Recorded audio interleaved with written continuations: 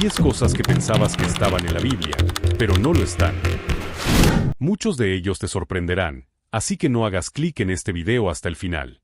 Algunas de ellas son quizás errores inocentes, pero muchos son contrarios al mensaje real de las Escrituras. Sin embargo, muchos cristianos los toman como la palabra de Dios. Número 1. Una manzana en el jardín. Todos han visto las pinturas, ¿verdad? Adán y Eva, una manzana tentadora, y luego, desastre. ¿Pero sabías que la Biblia nunca dice que fuera una manzana? Génesis 3 versículo 6. Y vio la mujer que el árbol era bueno para comer, y que era agradable a los ojos, y árbol codiciable para alcanzar la sabiduría, y tomó de su fruto, y comió, y dio también a su marido, el cual comió, así como ella. Vemos como en este texto solo menciona frutos. Podría haber sido un higo, una granada o incluso un limón. Imagínese, en lugar de culpar a la humilde manzana, podríamos haber culpado al limón agrio por el otoño. Entonces la suposición de la manzana es errónea, no hace daño a nadie, pero sigue siendo un error pensar en ella como la fruta que menciona la palabra de Dios. Número 2. Los 3 Reyes Magos. Muchos cuentos de Navidad mencionan a los 3 reyes que siguen una estrella para adorar al niño Jesús en Belén. En la Biblia, no los denominan reyes, sino que solo se dice que son sabios de Oriente. Esto lo vemos en Mateo capítulo 2, versos del 1 al 2 que dice: Llegaron por entonces a Jerusalén unos sabios del Oriente que se dedicaban al estudio de las estrellas, y preguntaron: ¿Dónde está el rey de los judíos que ha nacido? Pues vimos salir su estrella y hemos venido a adorarlo. Tampoco la Biblia especifica el número de sabios. Menciona 3 regalos, no 3 hombres. Mateo 2 versos del 11 al 12 dice: Cuando llegaron a la casa, vieron al niño con María, su madre, y postrándose lo adoraron. Abrieron sus cofres y presentaron como regalos oro, incienso y mirra. Y aquí hay otro giro. Los Reyes Magos no visitaron a Jesús en el pesebre. Llegaron más tarde, cuando Jesús y su familia vivían en una casa en Belén. Hablé sobre cambiar una historia para darle efecto. Por eso debemos tener cuidado y confiar únicamente en las Escrituras para el mensaje de Dios. Número 3. Una ballena se tragó a Jonás. ¿Recuerdas a Jonás y la ballena? Sorpresa. No había ninguna ballena. La Biblia en realidad dice un gran pez. Jonás 1 versículo 17. Pero Jehová tenía preparado un gran pez que tragase a Jonás, y estuvo Jonás en el vientre del pez 3 días y 3 noches. Bueno, podría haber sido una ballena, pero podría haber sido otra criatura marina gigante. Entonces, si bien una ballena es una gran historia, no es un hecho garantizado en las Escrituras. Somos los embajadores de Cristo y debemos apegarnos siempre a la verdadera palabra de Dios, incluso en conversaciones informales. Número 4. El dinero es la raíz de todos los males. Mucha gente cita esto, pero omite una parte clave. Primera de Timoteo 6 versículo 10 dice: Porque raíz de todos los males es el amor al dinero. No es el dinero en sí, sino el amor por lo que puede llevarnos por mal camino. Por lo tanto, mantengan sus corazones bajo control, no sus billeteras. ¿Te das cuenta de cuántas personas se han quedado satisfechas con la pobreza debido a esta creencia errónea sobre el dinero? Es increíble. Número 5. Esto también pasará. Cuando lleguen tiempos difíciles, es posible que escuches la frase: esto también pasará, como si fuera directamente de la Biblia. Que no es. Si bien la Biblia habla de soportar dificultades, como dice en 2 de Corintios 4, versículo 17, porque esta leve tribulación momentánea produce en nosotros un cada vez más excelente y eterno peso de gloria. Esta frase exacta no está ahí. Es un pensamiento reconfortante, pero no una cita bíblica. Sin embargo, eso no ha impedido que muchos, incluso pastores prominentes, utilicen la frase: esto también pasará. Puedes usar esta frase reconfortante, pero no la atribuyas a la Biblia. Número 6. La limpieza está al lado de la piedad. Los padres pueden usar esto para que sus hijos limpien, pero no está en la Biblia. La idea de limpieza existe, especialmente en el Antiguo Testamento, pero la frase exacta proviene de un sermón de John Wesley en el siglo XVIII. Entonces, si bien es una buena práctica, no es una escritura. Aún así, es buena la frase, la pueden usar también, pero no se puede usar como parte de la escritura porque no lo es. Número 7. Dios obra de maneras misteriosas. Este dicho suena bíblico, pero no lo es. La Biblia dice que los caminos de Dios están más allá de nuestro entendimiento. En Isaías 55 versículos del 8 al 9. Pero que Dios obra de maneras misteriosas no es una cita directa. Es más una verdad general que una cita de las Escrituras. Es una verdad que definitivamente debemos asimilar, pero la frase exacta no está en la Biblia. Número 8. Ama al pecador y odia el pecado. Esta frase a menudo se atribuye a la Biblia, pero no aparece allí.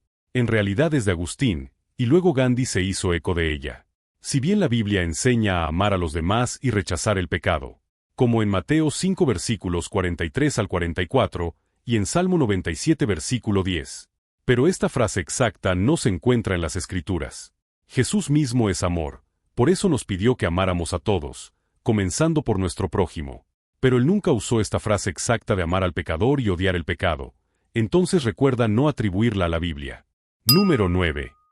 Dios ayuda a quienes se ayudan a sí mismos. Esta es probablemente la frase más citada que no se encuentra en la Biblia. Este dicho se suele atribuir a Benjamin Franklin, citado en el almanaque de Poor Richard en 1757.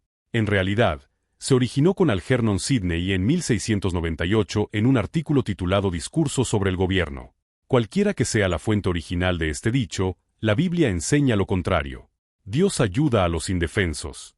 Isaías 25 verso 4 declara, porque fuiste fortaleza al pobre, fortaleza al menesteroso en su aflicción, refugio contra el turbión, sombra contra el calor. Romanos 5 verso 6 nos dice, porque Cristo, cuando aún éramos débiles, a su tiempo murió por los impíos. En términos de salvación, todos somos completamente indefensos. Todos estamos infectados por el pecado como dice en Romanos 3 verso 23. Por cuanto todos pecaron, y están destituidos de la gloria de Dios, y condenados como resultado de ese pecado como dice en Romanos 6:23. Porque la paga del pecado es muerte. Nada de lo que podamos hacer por nosotros mismos puede remediar esta situación como dice en Isaías 64 verso 6. Si bien todos nosotros somos como suciedad, y todas nuestras justicias como trapo de inmundicia, y caímos todos nosotros como la hoja, y nuestras maldades nos llevaron como viento. Afortunadamente, Dios es el ayudante de los indefensos. Mientras aún éramos pecadores, Jesús murió por nosotros como dice en Romanos 5 verso 8. Mas Dios muestra su amor para con nosotros, en que, siendo aún pecadores, Cristo murió por nosotros. Jesús pagó la pena que éramos incapaces de pagar como dice en 2 de Corintios 5 verso 21. Al que no conoció pecado, por nosotros lo hizo pecado, para que nosotros fuésemos hechos justicia de Dios en él.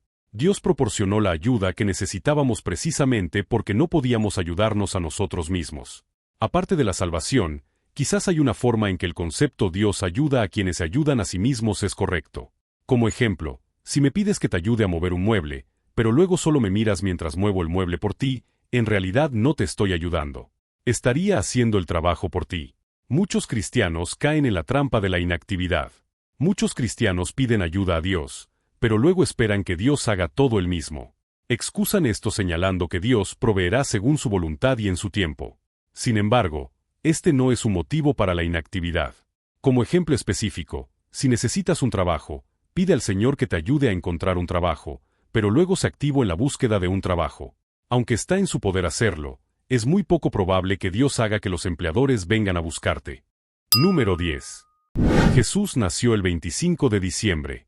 La creencia de que Jesús nació el 25 de diciembre es una tradición ampliamente aceptada, pero no tiene base bíblica. La Biblia no menciona una fecha específica para el nacimiento de Jesús, y hay varios aspectos históricos y culturales que nos ayudan a entender por qué esta fecha fue adoptada. El relato del nacimiento de Jesús se encuentra principalmente en Lucas capítulo 2 versos del 1 al 20, y Mateo capítulo 1 versos del 18 al 25. Lucas 2 verso 8 menciona que había pastores que cuidaban a sus rebaños por la noche cuando nació Jesús. Esto sugiere que el nacimiento ocurrió en una época cálida, probablemente en primavera o verano, ya que los pastores en Judea no solían pastorear al aire libre durante el frío invierno.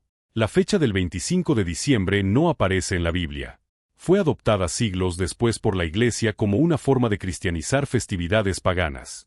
En el Imperio Romano, el 25 de diciembre marcaba la celebración del Dies Natalis Solis Invicti, el día del nacimiento del Sol Invicto, una festividad en honor al dios Sol, muy popular entre los romanos. Alrededor del siglo IV, La Iglesia adoptó esta fecha para celebrar el nacimiento de Cristo, presentándolo como la llegada de la luz del mundo, Juan 8:12, en un esfuerzo por reemplazar las festividades paganas. Aunque no sea históricamente exacto, el 25 de diciembre tiene un simbolismo poderoso para los cristianos. Marca la esperanza en medio de la oscuridad del invierno. Es un recordatorio de que Jesús es la luz que brilla en la oscuridad, Juan 1 verso 5. Aunque no sepamos la fecha exacta, el propósito de celebrar el nacimiento de Jesús no se centra en el día, sino en el significado de su venida al mundo. La Navidad no se trata de una fecha en el calendario, sino del amor de Dios manifestado en Jesús. Ahí lo tienen, amigos, 10 cosas que muchos piensan que están en la Biblia, pero no es así. Sigue leyendo, sigue cuestionando y sigue descubriendo las increíbles verdades de la Biblia.